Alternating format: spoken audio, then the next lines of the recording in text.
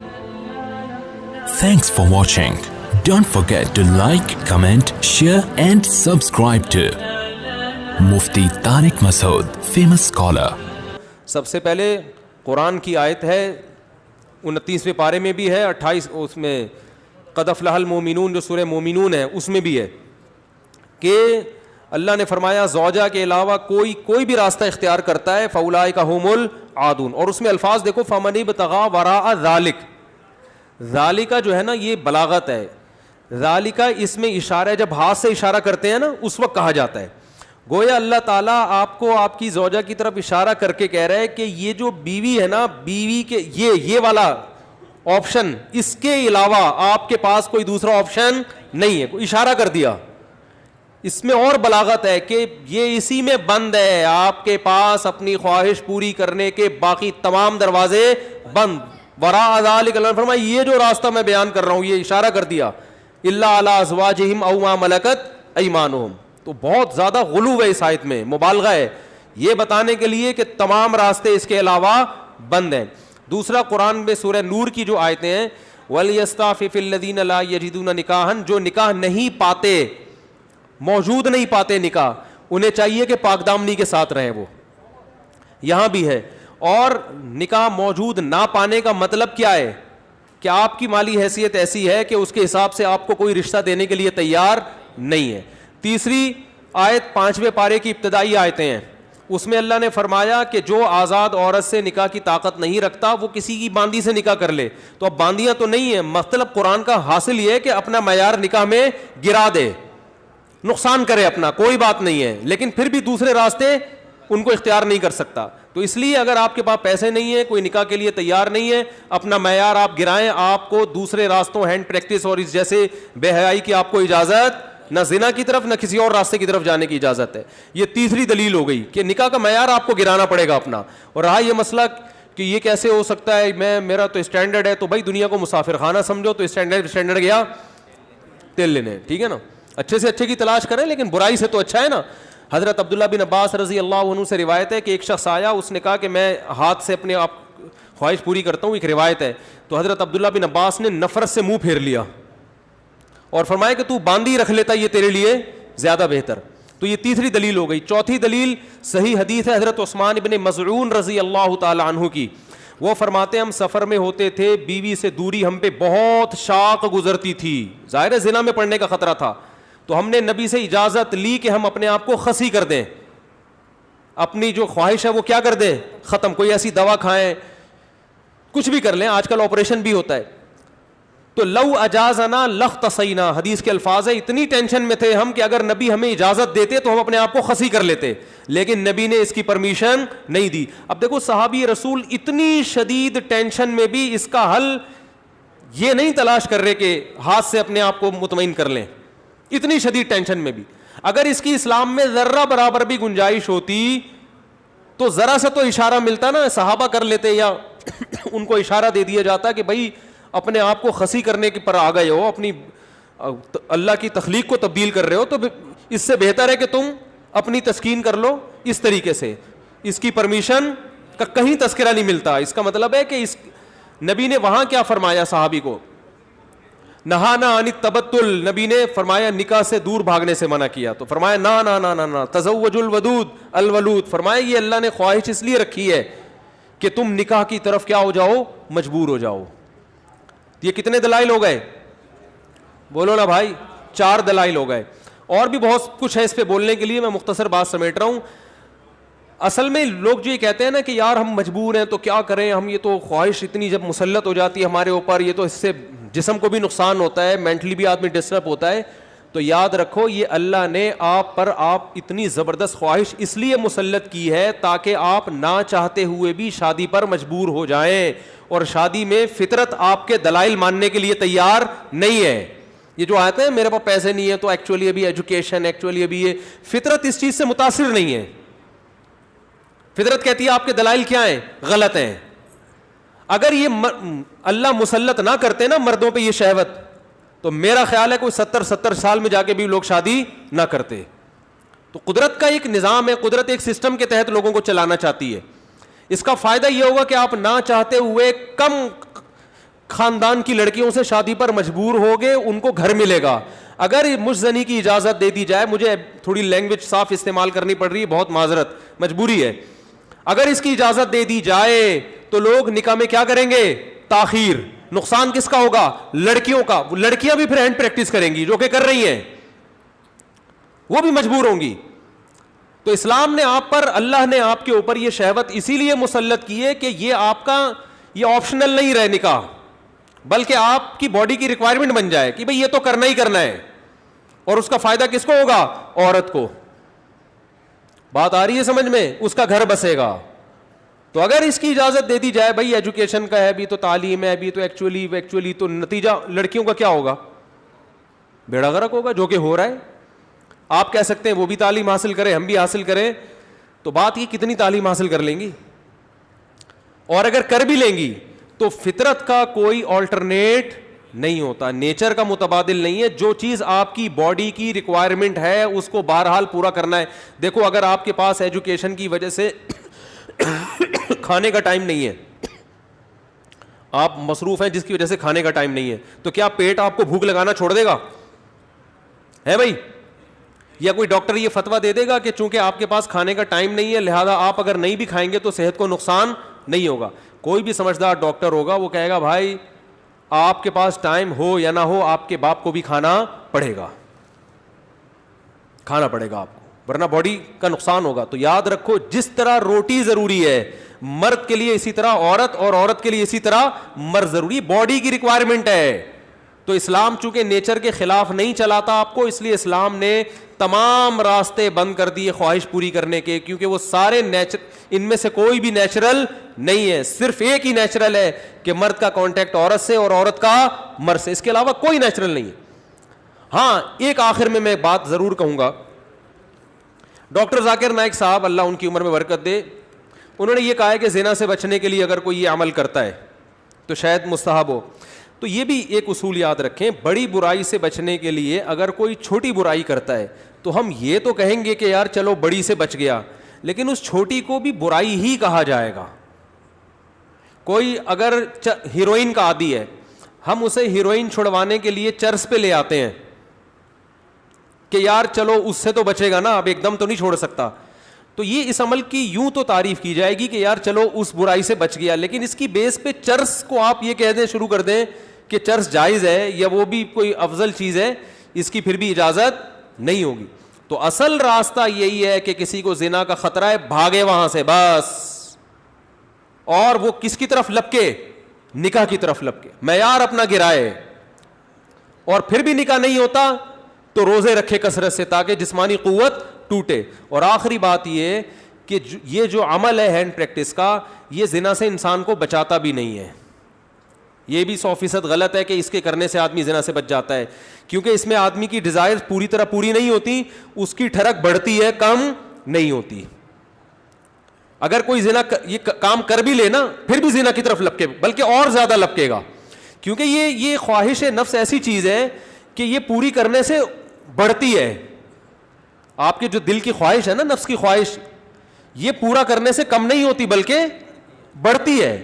جو اپنے آپ کو روکتے ہیں تو ان میں تو کنٹرول میں رہتی ہے, جو نہیں روکتے ان کے کنٹرول سے باہر ہوتی ہے. یہ تو یہ حل بھی نہیں ہے, یعنی میڈیکلی بھی یہ حل نہیں ہے زنا سے بچنے کا کہ یہ کام کرو. جو جتنے بڑے بڑے زانی ہیں پہلے انہوں نے یہ کام کیا ہے, اس کے بعد جا کے زنا کی طرف گئے ہیں, اور جنہوں نے اپنے آپ کو اس عمل سے بچا لیا وہ زنا سے بھی بچے رہتے ہیں.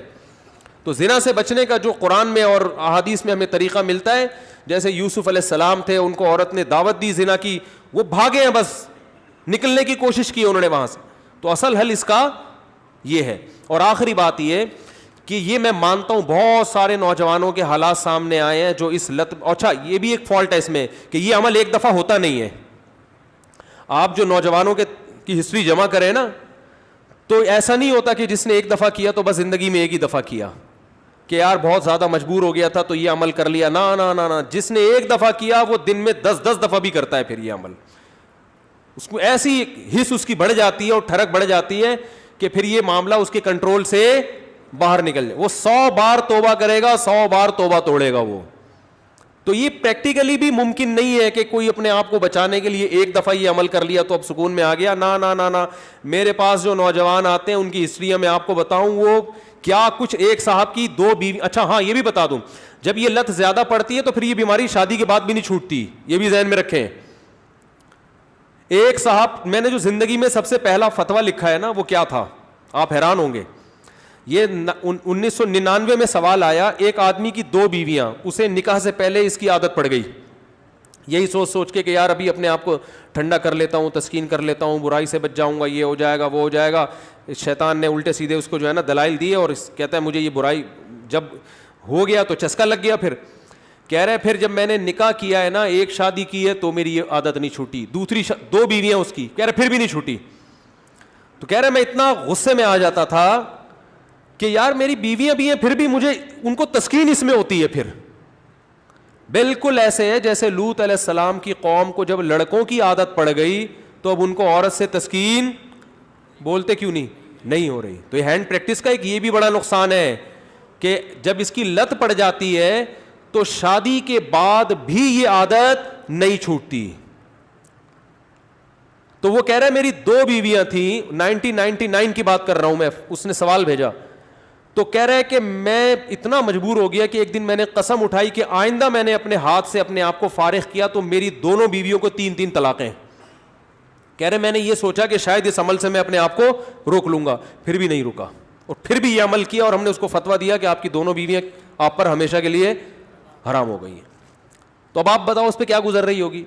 تو ہم نے لوگوں کے یہ حالات دیکھے ہیں, تو اس لیے اس قسم کے کلپ سے متاثر ہو کر کوئی بھی شخص ایسی حماقت کرنے کی کوشش بولو بھائی نہ کرے.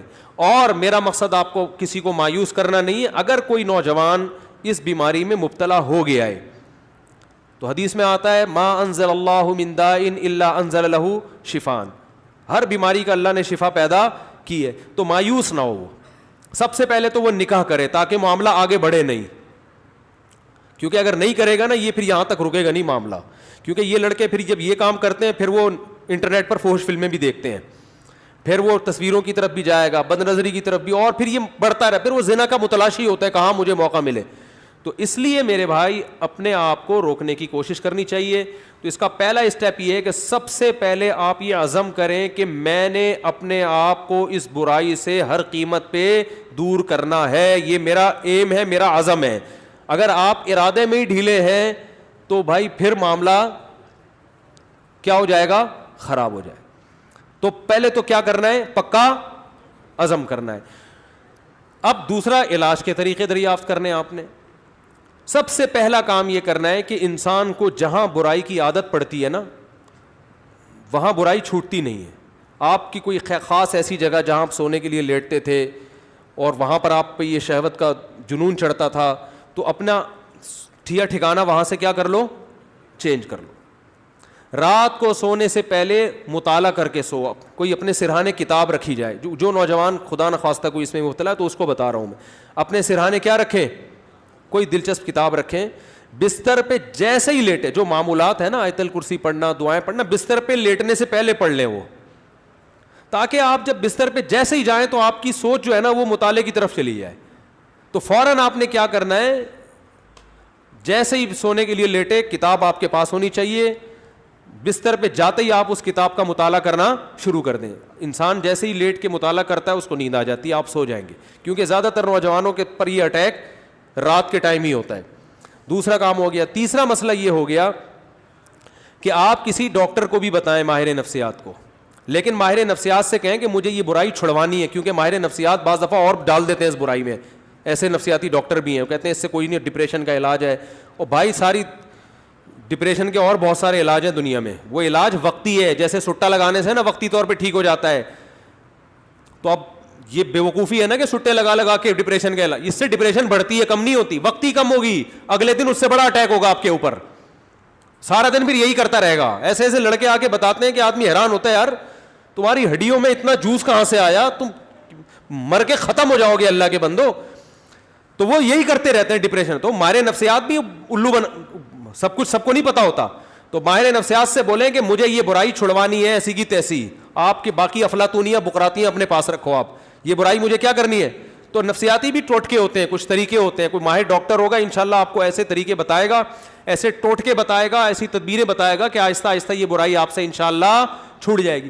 اور ایک اور کام, دعا بھی مانگنی ہے, کسی شیخ سے اصلاحی تعلق بھی قائم کرو, ان کو بھی بتاؤ اپنی بیماری.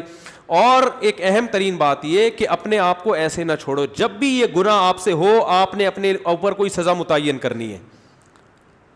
2 روزے, 3 روزے, یا 1 روزہ, یا 1 ہفتے کا روزہ, یہ سزا دینی ہے اپنے آپ کو. وہ ہر آدمی کا کے حساب سے مختلف ہوتی ہے. صدقہ بھی کرنا ہے, تاکہ اس کا فائدہ یہ ہوگا کہ دیکھو یہ ایک دم نہیں چھوٹتا گناہ, یہ آہستہ آہستہ ہی چھوٹے گا. اس لیے مایوس نہیں ہونا کہ اتنے سارے ٹوٹکے اختیار کیے پھر گناہ ہو گیا, تو پھر شیطان مایوس کرتا ہے, بھائی تیرے بس کا کام نہیں ہے. کوئی بات نہیں یار, ٹھنی اس سے ہے دشمنی عمر بھر کی, کبھی وہ دبا لے کبھی تو دبا لے. شیطان کو حضرت مظلوم نے فرمایا کہ کبھی شیطان تجھے پٹک دے گا نیچے, کبھی کبھار تو بھی تو شیطان کو پٹکے گا نا, تو پھٹا چلتا رہے گا قیامت تک, کوئی مسئلہ نہیں ہے.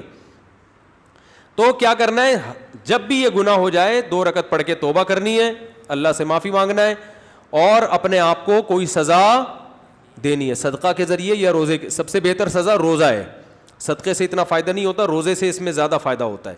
تو روزہ رکھے, کیونکہ نفس کو خوش کیا ہے, تو اپنے نفس کو جب تکلیف دے گا بھوکا پیاسا رکھے, تو یہ اس میں نفس کو جو ہے نا, آپ کے جو دل ہے اس کی چاہتوں کو چترول لگتے ہیں ٹائٹ طریقے سے روزہ رکھنے سے.